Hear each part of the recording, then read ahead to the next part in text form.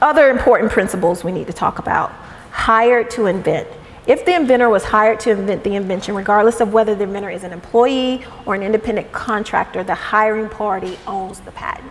So suppose you have a, first of all, common example, if you're an employee at a company and that's what you do, that invention belongs to the company. If you were hired to invent. Now, if you were an HR person at a company and you come up with an idea why you're at the company, you're not hired to invent.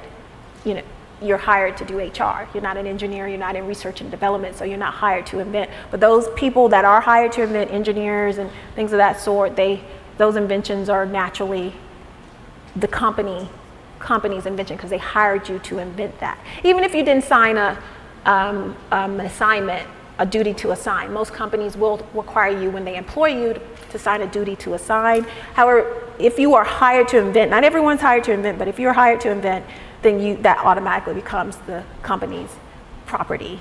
But like I said, if the assistant came up with something that might have been useful, and unless she signed a duty to assign, then that doesn't belong to the company.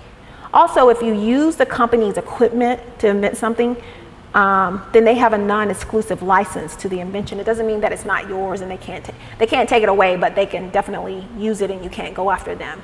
They have a license to use it because you use their equipment. So moral of the story, just be careful when you are using company equipment and you're inventing because they could actually have a license to that, or if you're hired to invent, then that would belong to the company.